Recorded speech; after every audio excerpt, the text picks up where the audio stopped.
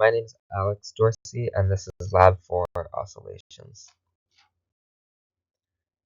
The purpose of this lab is to develop an understanding of the motion of a spring mass Earth system and the energies that are associated with it.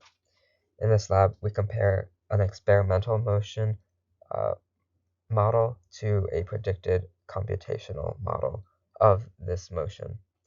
Additionally, we also plot the energy and position changes of the motion.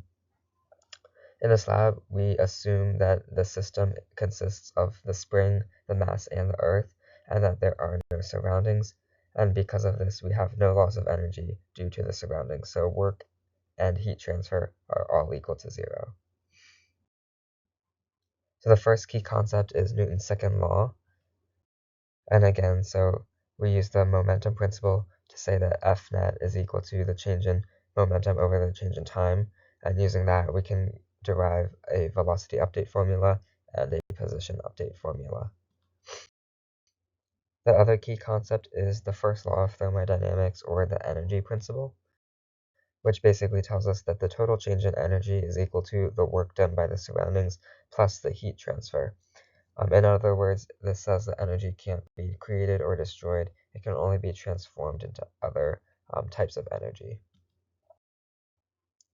So the total change in energy is the work done by the surroundings plus the amount of heat transferred to the system. And in order to use the energy principle, you must first define your system, because depending on what your system consists of, it's going to change the work done, whether you have external or internal work. The types of energies in this lab are kinetic energy, which is associated with motion, gravitational potential energy near the surface of Earth, and the spring potential energy, which is the energy stored by the spring.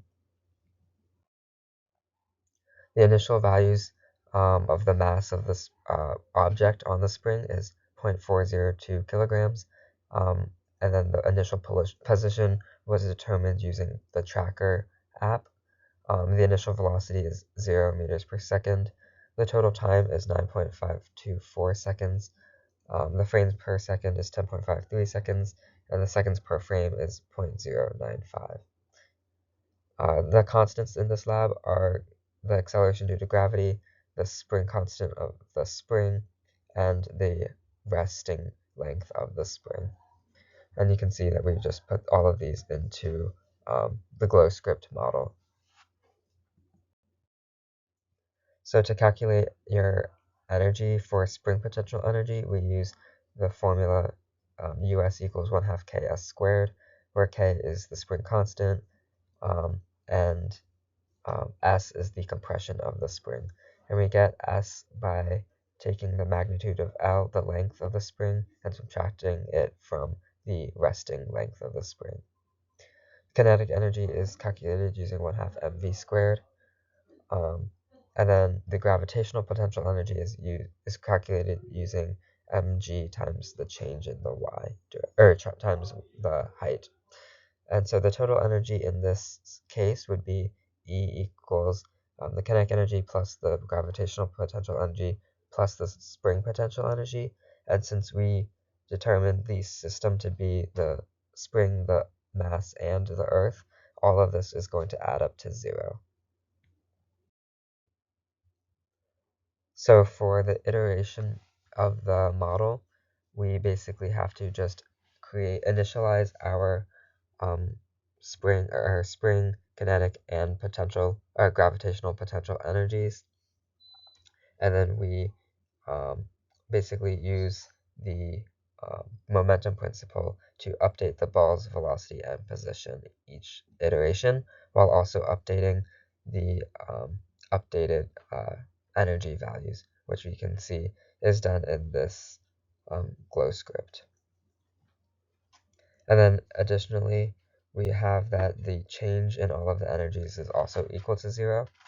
And then this last little bit of code here is going to compare the experimental and computational models. So here are the results.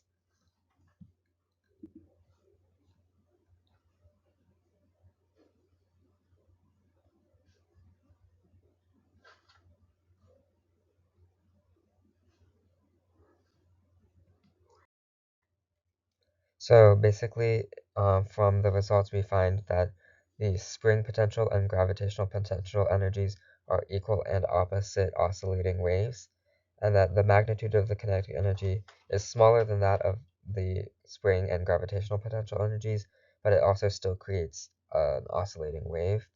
And if you add all of these up, you can see that the total energy remains a constant 0 joules. From the position versus time graphs, we can see that the model is very good at predicting motion in the x direction. However, it's not as accurate as predicting motion in the y direction. And some potential sources of error include us not accounting for outside forces like drag or other energies like thermal energy in the system. So is the energy principle satisfied? Yes, in the model it is satisfied because all of the energies add up to 0, which means that no outside work or heat transfer is being done, and that energy is conserved. So to calculate the period of oscillation, you can simply take the total time it takes for the spring mass system to make, like let's say 3 cycles, and then just divide that by 3 to get the average. And we can do that for both the x and the y position data, and we see that we get a difference of period of 0.13 seconds, and this can be caused by outside forces like drag and also error in tracking the motion with tracker. And this can affect your spring constant calculation, which also affects a bunch of other values such as your spring potential energy.